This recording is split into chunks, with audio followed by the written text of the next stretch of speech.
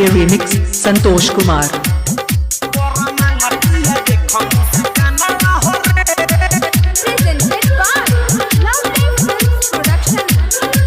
रामपुर खजुरिया बाजार मोतिहारी।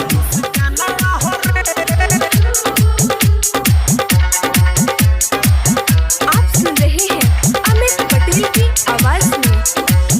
हर करतिया यो मनवरा तर रे सुख के भइला बिया पातर रे। ए भाई अरे का हो मर्दे। हर करतिया यो मनवरा तर रे सुख के भइला बिया पातर रे। असु पूरा हो जाई लागे करो यार मानावा रे।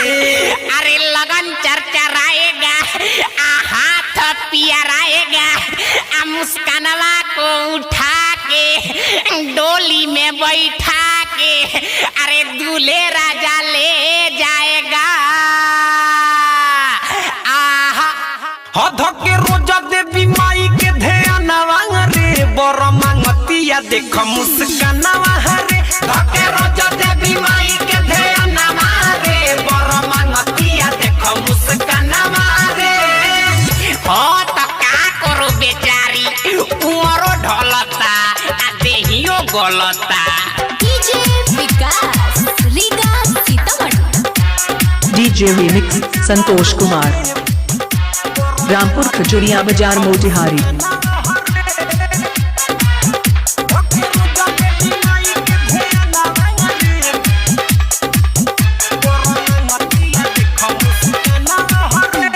DJ remix Santosh Kumar. फूल ओढ़ौल के लाई रे आरती के थाल सजाई रे।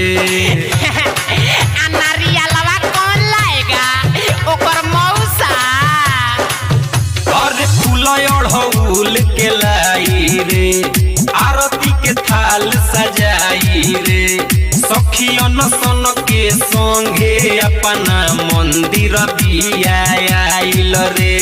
भगती में बिया पागल रे माई से आस बला गल रे। दर्शन खातिर तो तरसल एकर मानवा रे। ए देवी माई, ए भगवती माई, बबी पर दया करो। सुनर सुनर घर दो आ गाड़ी घोड़ा वाला बर दो। धके रोजा देवी माई के ध्यानवा रे बर मांगतिया देख मुस्कानवा रे। धके रोजा देवी माई के ध्यानवा रे बर मांगतिया देख मुस्कानवा रे। DJ remix Santosh Kumar.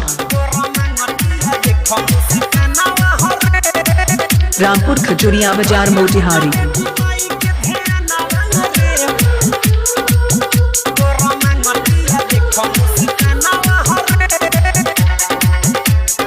आप सुन रहे हैं अमित पटेल की आवाज में।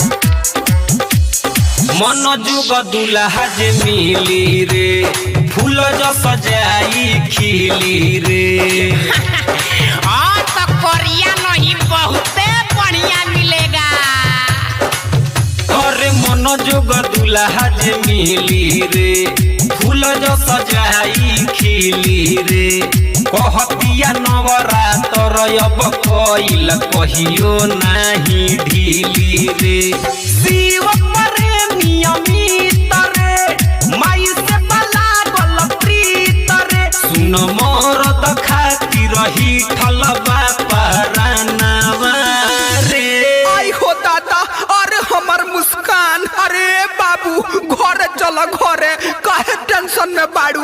2021 आइनु तो तोहरा अमिताबा जस दुल्हा मिल जाई। अरे ना हो ना, अमिताबा तो बुक बाहो।